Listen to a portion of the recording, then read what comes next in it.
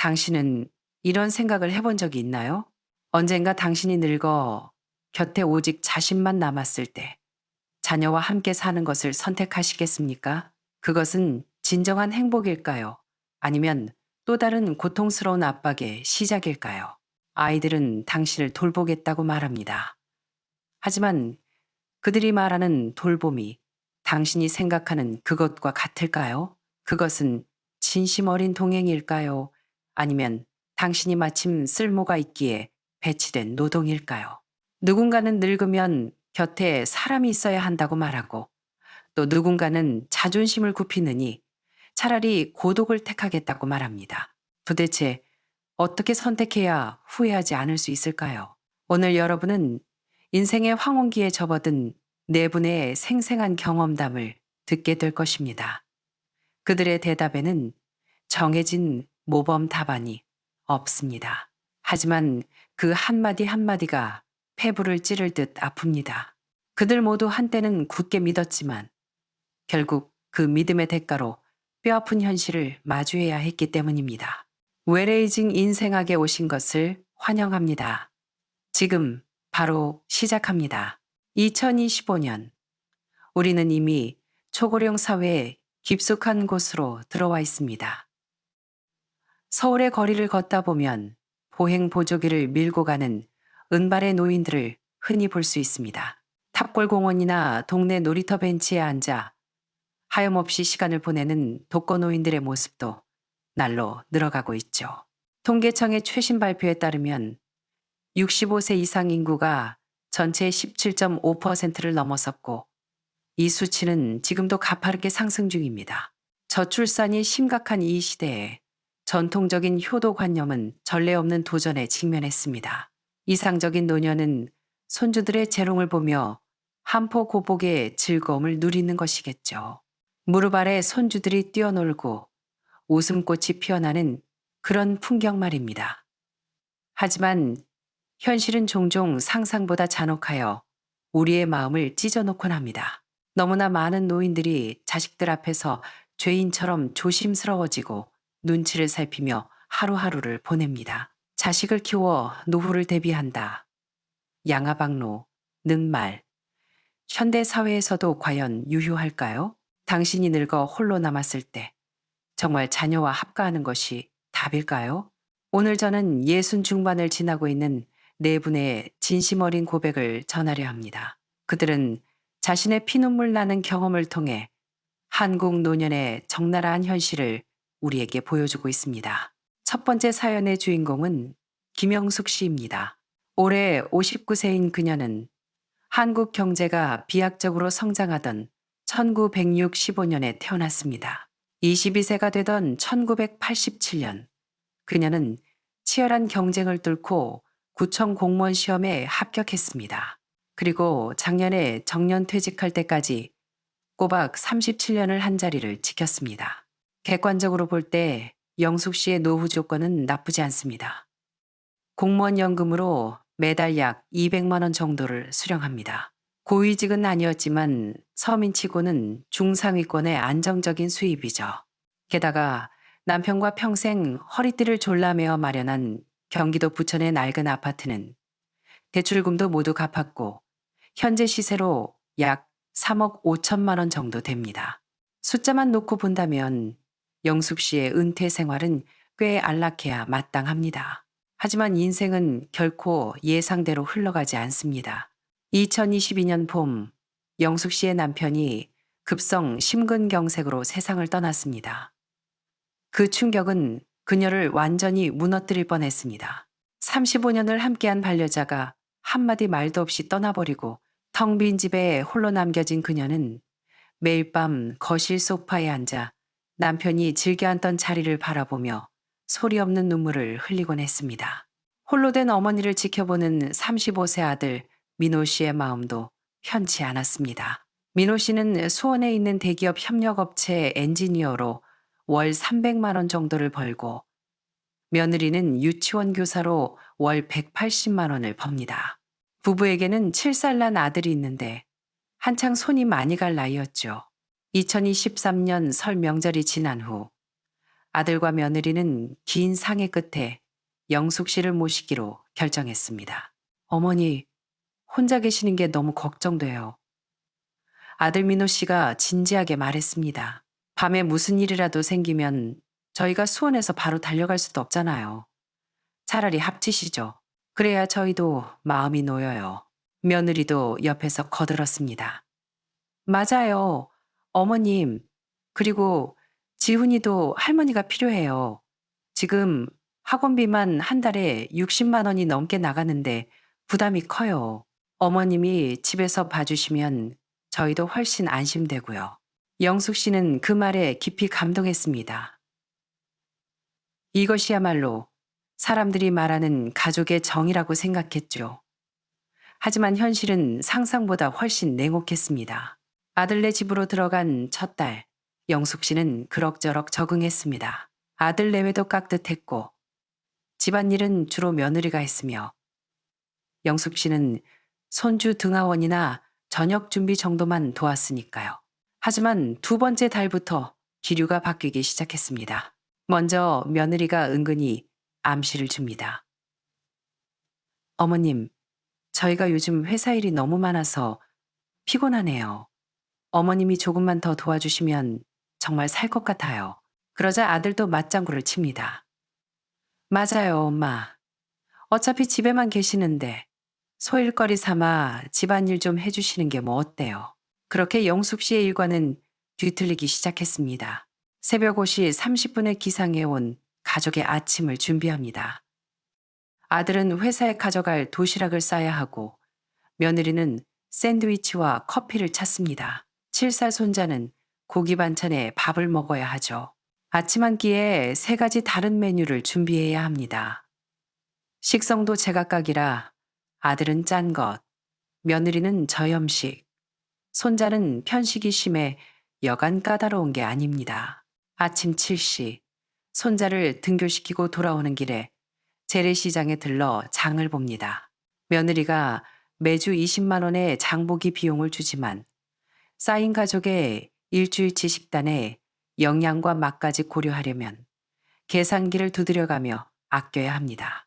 집에 돌아오면 청소, 빨래, 걸레질에 무한 루프가 기다립니다.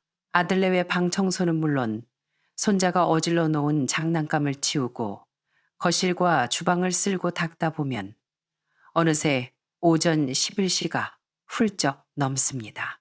오후 3시 30분 다시 손자를 데리러 학교에 갑니다. 집에 오면 숙제를 봐줘야 합니다. 요즘 초등학생 수학은 어찌나 어려운지 영숙 씨도 끙끙대기 일쓰고 영어 단어 암기에 피아노 연습까지 시켜야 합니다. 오후 5시부터는 전쟁 같은 저녁 준비가 시작됩니다. 3대의 입맛을 맞추는 건 고역입니다. 며느리는 기름지면 안 된다, 짜면 안 된다, 단백질과 채소 비율을 맞춰라, 색감도 예뻐야 한다며 요구사항이 많습니다. 영숙 씨는 맵기 4-5가지 요리를 해내야만 합니다. 저녁 8시, 식사가 끝나면 설거지와 주방 청소가 남았습니다. 모든 정리가 끝나면 밤 9시가 넘어가고 그제야 손자를 씻기고 책을 읽어주며 재우다 보면 영숙 씨는 녹초가 되어 쓰러집니다. 더욱 서러운 것은 노동뿐만 아니라 돈까지 쓴다는 점입니다. 그녀는 매달 생활비 명목으로 며느리에게 70만 원을 건넵니다. 손자의 피아노, 영어, 수영 학원비 50만 원도 그녀의 주머니에서 나갑니다. 가끔 가족 외식이나 쇼핑이라도 하면 또 지갑을 열어 한 달에 20만 원은 좋게 씁니다. 계산해보면 매달 140만 원, 그녀 연금의 절반 이상이 사라지는 셈입니다. 그 대가는 무엇이었을까요? 눈코 뜰 새 없는 노동과 눈치 보기뿐이었습니다.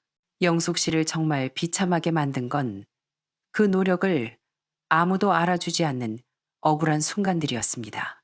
하루는 손자를 데리고 놀이터에 갔다가 아이가 미끄럼틀에서 넘어져 무릎이 살짝 까졌습니다. 영숙 씨가 놀란 가슴을 쓸어내리며 상처를 치료해 주었지만 퇴근한 며느리는 반창고를 보자마자 얼굴색이 변했습니다. 어머님, 애를 어떻게 보신 거예요? 흉터라도 남으면 어떡해요? 뼈라도 다쳤으면 어쩔 뻔했어요? 며느리의 목소리엔 날선 원망이 가득했습니다. 아들마저 거들었습니다. 엄마, 좀 조심하시지 그랬어요. 영숙 씨는 애들이 크면서 다칠 수도 있지. 너도 어릴 땐 나무 타다 떨어지고 흉터투성이었어. 라고 말하고 싶었지만 입을 다물고 고개만 숙였습니다. 미안하다. 내가 더 조심하마. 또 한 번은 거실을 닦다가 며느리가 아끼던 화병을 깨뜨린 적이 있습니다. 백화점에서 큰맘 먹고 샀다는 15만 원짜리 화병이었죠. 영숙 씨가 즉시 사과하고 변상하겠다고 했지만 며느리는 일주일 내내 냉랭한 태도로 일관했습니다. 밥 먹을 때마다 푹푹 한숨을 쉬며 온 집안 분위기를 얼어붙게 만들었습니다. 일상적인 지적질은 더 견디기 힘들었습니다. 반찬이 짜다, 싱겁다, 빨래 널어놓은 모양이 마음에 안 든다. 손자 숙제 검사가 꼼꼼하지 못하다. 영숙 씨는 마치 살얼음판 위를 걷는 기분이었습니다. 변화는 어느 불면의 밤에 찾아왔습니다. 새벽 3시, 영숙 씨는 뒤척이다 거실로 나왔습니다. 남편이 생전에 했던 말이 떠올랐습니다. 여보, 우리 평생 뼈 빠지게 일했잖아. 은퇴하면 누구 눈치도 보지 말고 맘 편히 살자. 그녀는 계산기를 두드려 보았습니다. 아들 집에서의 지출, 생활비, 손자 학원비, 기타 잡비 포함 월 140만 원. 만약 부천 집으로 돌아가 혼자 산다면 공과금, 식비, 여가비 다 합쳐도 70만 원이면 충분했습니다. 아들 집에 사는 게 돈을 아끼기는커녕 돈은 돈대로 쓰고 자유와 자존감까지 잃고 있었던 것입니다. 그녀는 자신이 과거 사무실에서 복잡한 민원 업무를 척척 처리하던 당당한 커리어 우먼이었음을 기억해냈습니다. 그런데 지금은 실수하면 혼나고 잘해야 본전인 무급 입주 도우미로 전락해 있었습니다. 창밖이 밝아오자 그녀의 마음도 명확해졌습니다. 다음 날 아침 아들 부부가 출근하고 손자가 학교에 간 사이 영숙 씨는 짐을 쌌습니다. 옷가지와 중요 서류만 챙겨 작은 캐리어에 넣었습니다. 식탁 위에 쪽지를 남겼습니다. 민호야, 지혜야. 그동안 고마웠다. 나는 이제 집으로 돌아가려 한다. 내 걱정은 말거라. 사지 멀쩡하니 나 하나 건사할 수 있다. 지훈이 등하원은 너희가 알아서 해결해라. 난 더 이상 무료 파출부 노릇은 못하겠다. 엄마가 캐리어를 끌고 엘리베이터를 탄 순간 영숙 씨는 아주 오랜만에 가슴이 탁 트이는 해방감을 느꼈습니다. 퇴근 후 쪽지를 본 아들에게서 다급한 전화가 걸려왔습니다. 엄마, 이러시면 어떡해요? 남들이 우리 불효자라고 욕해요. 당장 돌아오세요. 며느리도 수화기 너머로 소리쳤습니다. 어머님, 지훈이 학원 픽업은 누가 해요? 도움 있으면 돈이 얼마인지 아세요? 영숙 씨는 차분하게 대답했습니다. 도움이 써라. 요즘 시세로 월 250만 원이면 집안일에 아이 픽업까지 다 해준다더라. 나보다 싸게 먹힐 거다. 며느리가 남이 어떻게 할머니만큼 정성껏 봐줘요. 라고 따지자 영숙 씨가 씁쓸하게 웃으며 말했습니다. 정성? 그래서 너희가 고마워한 적은 있니? 난 너희 집에서 투명 인간이나 다름없었어. 이제 그런 삶은 사양한다.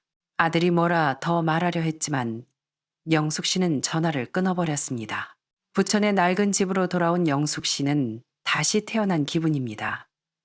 새벽 5시에 일어나지 않아도 되고 밥 투정하는 사람 눈치 볼 필요도 없습니다. 먹고 싶은 걸 해먹고 문화센터에서 라인 댄스를 배우고 친구들과 수다를 떱니다. 무엇보다 잃어버렸던 자신의 존엄을 되찾았습니다. 두 번째는 62세 이명자 씨의 이야기입니다. 1962년생인 그녀는 한국 간호학계가 성장하던 시기 1982년 20살의 나이로 서울대학교 병원에 입사했습니다. 40년을 한결같이 고된 대학병원 간호사로 일했습니다. 전문성은 높았지만 업무 강도는 살인적이었죠. 그래도 보람은 있었습니다. 명자 씨의 연금은 월 180만 원. 남편은 한전 기술직으로 은퇴하여 연금이 230만 원 정도 됩니다. 부부가 40년간 알뜰살뜰 모은 현금 자산만 1억 원이 조금 넘습니다. 평범한 월급쟁이 부부로서는 꽤 훌륭한 성적표입니다. 하지만 그 어떤 준비도 죽음 앞에서는 무력했습니다. 2023년 말 남편이 폐암 말기 판정을 받았습니다. 의사는 길어야 6개월이라고 했습니다. 간호사 출신인 명자 씨는 그 말이 무엇을 의미하는지 뼈저리게 알고 있었습니다. 남편의 마지막 몇 달, 명자 씨는 모든 사회생활을 끊고 병상 곁을 지켰습니다.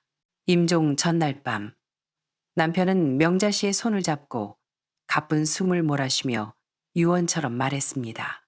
여보, 우리 통장에 있는 그 1억 원 절대 지훈이한테 알리지 마.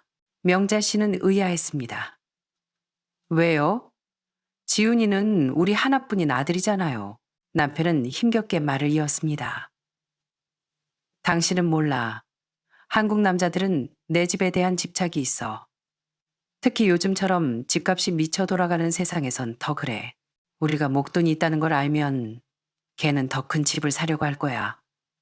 대출 끼고 무리해서 집을 사면 당신은 평생 그 대출금 갚아주는 현금 인출기 신세가 될 거라고. 그 돈은 당신 노후 생명줄이야.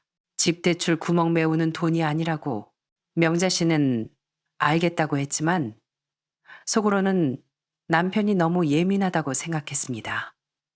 아들 지훈이는 무뚝뚝하긴 해도 부모 등골을 뺄 아이는 아니라고 믿었으니까요. 남편이 떠나고 명자 씨가 깊은 슬픔에 빠져 있을 때 38세 외동아들 지훈 씨가 찾아왔습니다. 엄마, 혼자 계시기 적적하잖아요. 판교 우리 집으로 오세요. 손주들도 할머니 보고 싶어 하고요. 지훈 씨는 판교 테크노밸리의 IT 기업 과장으로 연봉이 꽤 높았고 며느리는 은행 대리였습니다. 둘 다 고소득자였지만 판교의 신축 아파트는 15억 원에 달했고 매달 갚아야 할 원리금만 150만 원이 넘는 하우스푸어 처지였죠. 명자 씨는 외로움도 달래고 손주도 볼 겸 합가를 승낙했습니다. 처음 석 달은 평화로웠습니다. 며느리는 생활비도 받지 않겠다고 했고 집안일도 무리하게 시키지 않았습니다. 명자 씨는 친구들에게 우리 며느리 참 착해. 나 호강시켜준대. 라며 자랑하고 다녔습니다. 그러나 평화는 4개월째 되던 주말 산산조각 났습니다. 거실에서 TV 뉴스를 보는데 은행 금리 인상 소식이 나왔습니다. 며느리가 무심코 요즘 예금 금리가 올라서 목돈 넣어두면 쏠쏠하겠네 라고 한마디 했습니다. 명자 씨는 별 생각 없이 대꾸했습니다. 그러게 말이다. 우리 그 1억 원 넣어둔 것도 이자가 좀 붙었으려나? 말을 뱉자마자 아차 싶었습니다. 아들 지훈의 눈이 번뜩였습니다. 며느리도 하던 일을 멈추고 시어머니를 뚫어지게 쳐다봤습니다. 엄마? 1억 원이 있으세요? 지훈이 떨리는 목소리로 물었습니다. 이미 엎질러진 물, 명자 씨는 고개를 끄덕였습니다. 그날부터 아들 내외의 태도가 묘하게 달라졌습니다. 며느리는 안 하던 어깨 마사지를 해주었고 아들은 밤늦게까지 말벗이 되어주었습니다. 명자 씨는 아들 부부의 효심이라 착각했습니다. 한 달 뒤 지훈이 본색을 드러냈습니다. 엄마, 지금 30평대 집은 애들 크니까 너무 좁지 않아요? 위층 층간 소음도 심하고요. 며느리도 거들었습니다. 맞아요. 옆 단지에 45평짜리가 급매로 나왔는데 구조가 너무 잘 빠졌더라고요. 방 4개라 어머님 방도 넓게 드릴 수 있고요. 얼마나 하는데? 명자 씨가 묻자 아들이 한숨을 쉬며 말했습니다. 25억 정도 해요. 지금 집 팔고 대출 끌어모아도 딱 1억이 부족해요. 계약금 치를 돈이요. 아들은 명자 씨의 손을 잡고 애원했습니다. 엄마, 우리 같이 살 거잖아요. 어차피 나중에 저 주실 돈 미리 좀 당겨주시면 안 돼요? 집값은 계속 오르는데 지금이 기회예요. 며느리도 옆에서 부추겼습니다. 어머님, 은행에 넣어놔 봐야 물가 오르면 손해예요. 부동산이 최고죠. 이건 다 손주들 미래를 위한 투자예요. 명자 씨는 남편의 유언이 귓가에 맴돌았지만 눈앞의 아들이 엄마 덕분에 넓은 집에서 편하게 모시고 싶다라며 간절한 눈빛을 보내자 마음이 약해졌습니다. 그래, 죽으면 다 자식 건데. 알았다. 대신 나 구박하지 말고 잘 모셔야 한다. 당연하죠, 엄마. 엄마는 우리 집 기둥이에요. 아들은 환호했습니다. 이체 확인증을 받아든 날 밤, 명자 씨는 불안감에 잠을 설쳤습니다. 불길한 예감은 적중했습니다. 돈이 넘어가고 한 달 후, 며느리가 곤란한 표정으로 식탁에 앉았습니다. 어머님, 저희가 무리해서 큰 집으로 이사했더니 대출이자가 2배로 늘었어요. 월 300만 원씩 나가니 생활이 너무 빠듯하네요. 그러더니 본론을 꺼냈습니다. 어머님, 연금 받으시는 거에서 식비 좀 보태주시면 안 될까요? 명자 씨는 기가 막혔습니다. 처음엔 생활비 필요 없다며? 그건 상황이 좋을 때 얘기죠. 저희도 지금 죽겠어요. 어머님도 가족 구성원이니까 분담하셔야죠. 얼마나? 한 달에 40만 원만 주세요. 요즘 물가에 이 정도면 거저죠. 명자 씨는 항변하고 싶었지만 이미 목돈 1억 원을 다 줘버린 들의 처지였습니다. 돈을 뺏기고 나니 발언권도 사라졌습니다. 식비를 내기 시작하자 아들 부부는 더 노골적으로 변했습니다. 대화는 줄었고 명자 씨를 마치 돈 내는 하숙생 취급했습니다. 친구에게 전화를 걸어 하소연했습니다. 남편 말이 맞았어. 돈이 내 수중에 있을 때나. 부모지, 주고 나니까 짐짝 취급이야. 차라리 그 돈 들고 혼자 살 걸. 결국 어느 주말 저녁 며느리가 또다시 관리비가 많이 나왔네 하며 눈치를 주자 명자 씨는 폭발했습니다. 너희들 정말 너무하다. 내 평생 모은 돈 다 털어줬는데 이제 밥값까지 내라니 내가 불쌍하지도 않냐? 아들이 인상을 찌푸리며 대꾸했습니다. 엄마, 왜 그렇게 감정적이세요? 넓고 좋은 새 아파트에서 사시잖아요. 자식들이 힘들면 좀 도와주는 게 부모들이 아니에요? 명자 씨는 아들의 낯선 얼굴을 보며 가슴이 차갑게 식었습니다. 다음 날 새벽, 명자 씨는 짐을 쌌습니다. 챙길 것도 별로 없었습니다. 지훈아, 혜진아, 난 내 집으로 간다. 1억 원은 너희에게 준 마지막 선물이라 생각하마. 다신 연락하지 마라. 텅 빈 옛집으로 돌아온 명자 씨는 남편 사진을 붙들고 통곡했습니다. 여보, 당신 말이 다 맞았어. 늙어서 돈은 내 자존심이고 권력인데 그걸 놓아버리니 아무것도 아니었어. 그 후 명자 씨는 아들의 전화를 받지 않습니다. 동네 사람들에게 그녀는 뼈 있는 조언을 합니다. 늙어서 절대 자식에게 재산 미리 주지 마세요. 내 손에 쥐고 있어야 대접받습니다. 세 번째는 63세 박선희 씨의 이야기입니다. 1961년생인 그녀는 서울의 한 초등학교 교사로 39년을 재직했습니다. 교사 연금만 월 280만 원이 넘고 강남 서초구에 있는 30년 된 아파트는 재건축 이슈로 20억 원을 호가합니다. 대출도 없는 알짜배기 자산가죠. 하지만 2023년 10월 남편이 심장마비로 급사하면서 그녀의 평화는 깨졌습니다. 40년을 해로한 남편의 부재는 그녀를 깊은 우울증으로 몰고 갔습니다.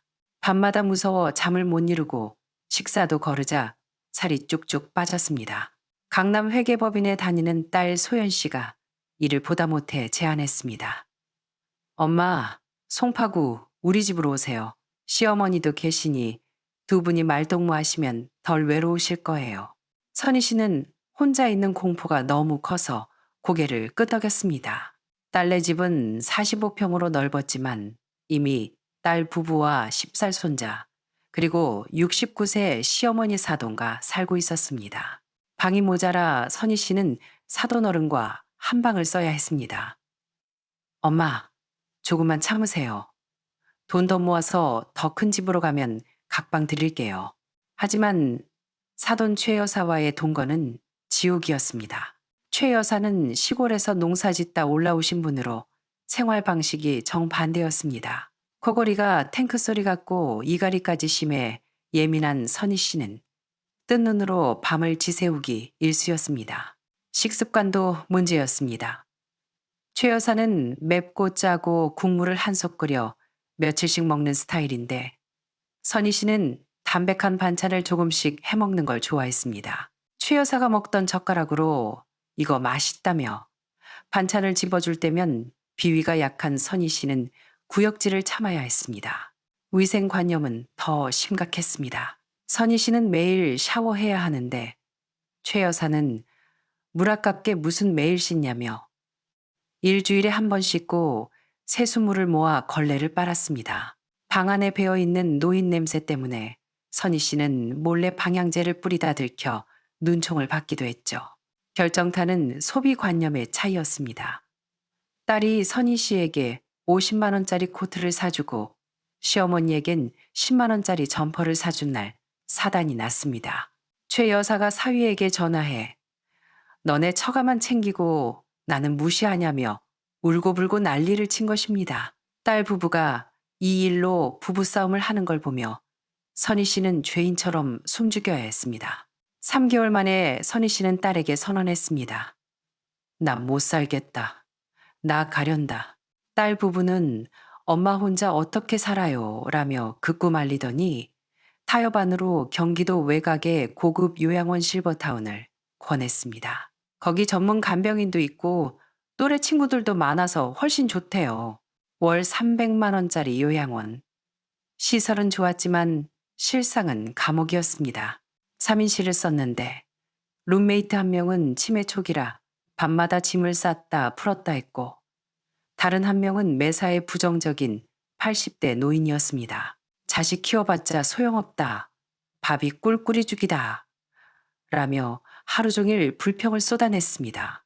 규칙적인 생활이란 명목하에 새벽 6시 기상, 밤 10시 소등을 강요받았고 요양보호사들은 겉으론 친절했지만 속으로는 노인들을 통제 대상으로만 여겼습니다. 거동이 불편한 노인에게 아, 할머니, 또 흘렸어요? 라며 짜증내는 모습을 볼 때마다 선희 씨는 자신의 미래를 보는 것 같아 소름이 끼쳤습니다. 주말에 면회 오는 가족들을 창가에 앉아 하염없이 기다리는 노인들의 텅 빈 눈동자. 선희 씨는 딸에게 말했습니다. 여기선 늙어가는 게 아니라 죽음을 기다리는 것 같아. 차라리 내 집에서 죽으련다. 반년 만에 다시 서초동 아파트로 돌아온 선희 씨. 익숙한 내 집 냄새, 단골 빵집, 공원 산책로, 모든 게 천국 같았습니다. 하지만 독거의 외로움은 여전했습니다. 저녁 식사 시간의 적막함은 견디기 힘들었죠. 그러다 우연히 아파트 단지 내 쉼터에서 옆동에 사는 정 여사 64세를 만났습니다. 정 여사도 간호사 은퇴 후 혼자 사는 미망인이었습니다. 둘은 처지가 비슷해 금세 친해졌습니다. 혼자 밥 먹기 정말 싫죠? 재료 사면 다 남아서 버리고요. 정 여사의 말에 선희 씨가 무릎을 쳤습니다. 우리 밥만 같이 해 먹을래요? 아니, 아예 따로 또 같이 살아보면 어때요? 두 과부는 획기적인 실험을 시작했습니다. 일명 골든걸스 프로젝트. 선희 씨의 넓은 아파트에서 같이 살되 철저한 규칙을 정했습니다. 1. 생활비는 정확히 5, 더치페이. 이 각자의 안방과 건넌방은 절대 침범하지 않는 독립공간. 3. 가사 분담. 요리 솜씨 좋은 선희 씨가 식사 담당, 깔끔한 정 여사가 청소 담당. 4. 서로의 자산과 연금에는 절대 관여하지 않는다. 결과는 대성공이었습니다. 아침에 같이 장을 보며 메뉴를 의논하는 게 즐거움이 되었고 저녁엔 같이 드라마를 보며 수다를 떱니다. 주말엔 각자 자녀를 만나러 가거나 따로 취미 생활을 하며 자유를 누립니다. 아플 땐 서로 죽을 끓여주고 병원에 동행합니다. 선희 씨는 말합니다. 이게 진짜 노후죠. 외롭지 않으면서도 자유로운 삶. 며느리 눈치 볼 필요도 요양원에서 통제받을 필요도 없어요. 안 맞으면 언제든 헤어지면 되니까 부담도 없고요. 마지막 네 번째, 61세 최경숙 씨의 이야기입니다. 경숙 씨는 평생 초등학교 선생님으로 살다 퇴직했습니다. 연금 250만 원에 저축해둔 돈도 1억 원이 넘고 집도 자가입니다. 외동딸은 의사 사위와 결혼해 잘 살고 있어 경제적 지원도 필요 없습니다. 하지만 돈으로 채울 수 없는 구멍이 있었으니 바로 사무치는 외로움이었습니다. 딸네 집에 가도 사돈이 손주를 꽉 잡고 있어 낄 자리가 없었습니다. 저녁 6시 텅 빈 식탁에서 혼자 밥을 먹을 때면 윗집 가족의 웃음소리가 들려와 눈물이 밥물에 섞이곤 했습니다. 딸이 조심스레 권했습니다.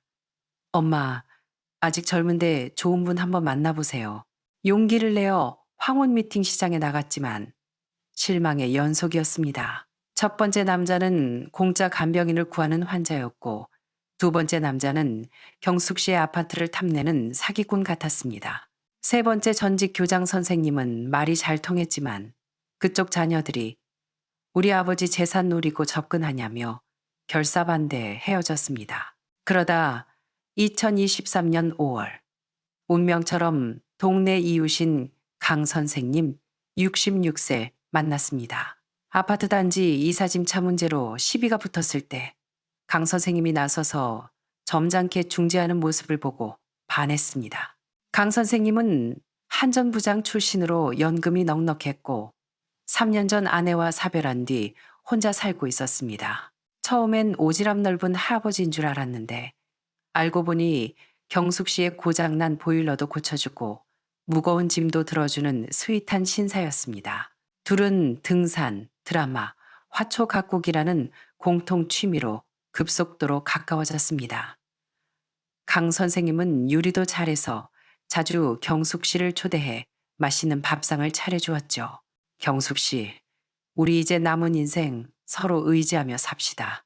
강 선생님의 고백에 경숙 씨는 뛸 듯이 기뻤습니다. 사랑받는다는 느낌, 내 편이 있다는 안도감이 그녀를 다시 젊게 만들었습니다. 1년 교제 후 강 선생님이 재혼을 제안했습니다. 혼인신고하고 정식 부부가 됩시다. 하지만 현실의 벽은 높았습니다. 강 선생님의 아들이 대구에서 올라와 난리를 쳤습니다. 아버지, 노망 드셨어요? 엄마 돌아가신 지 얼마나 됐다고 새장가예요? 그리고 재산 문제는 어쩌시려고요? 혼인신고하면 나중에 유산 상속 복잡해지는 거 몰라서 그러세요? 딸마저 전화를 걸어 아빠, 연애만 하세요. 법적으로 엮이면 우리 연 끊어요. 라며 으름장을 놓았습니다. 강 선생님은 분노했지만 경숙 씨는 그를 달랬습니다. 강 선생님, 자식 이기는 부모 없어요. 우리 혼인신고는 하지 말고 그냥 같이 살아요. 종이 한 장이 뭐 중요해요? 마음이 중요하지.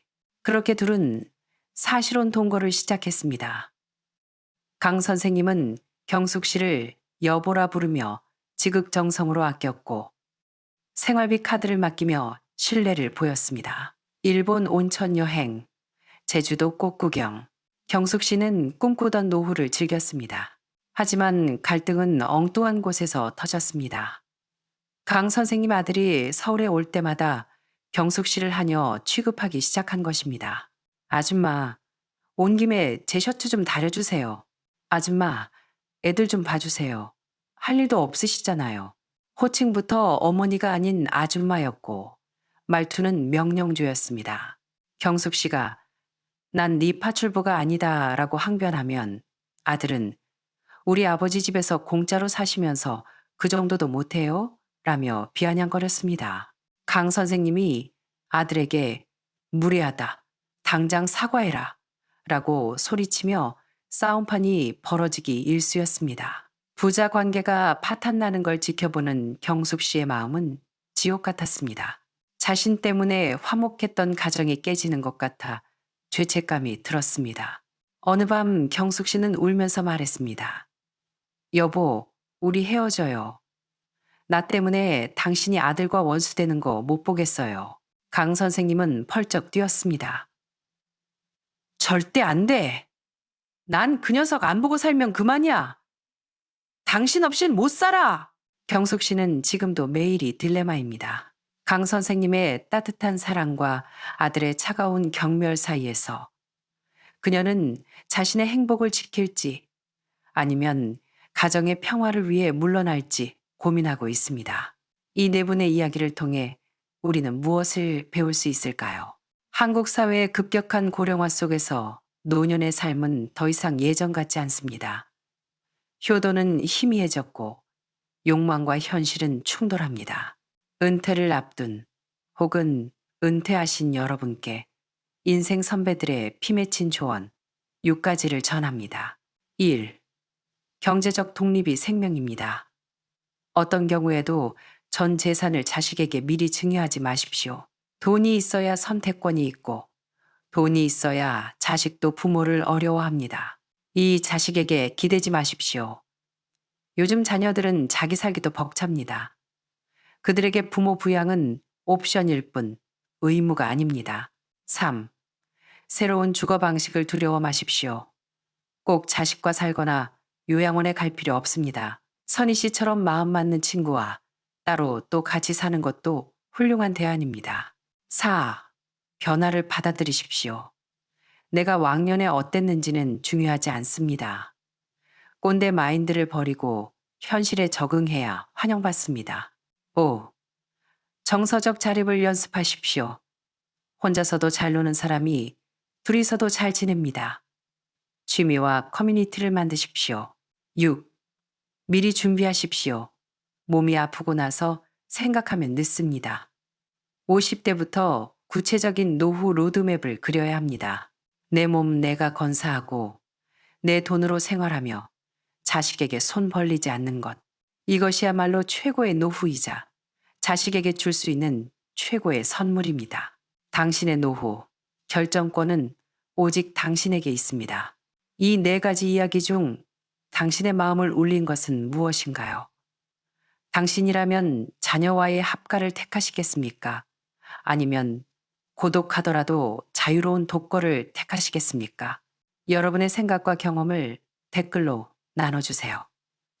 누군가의 이야기가 다른 누군가에게는 큰 위로와 답이 될 수 있습니다.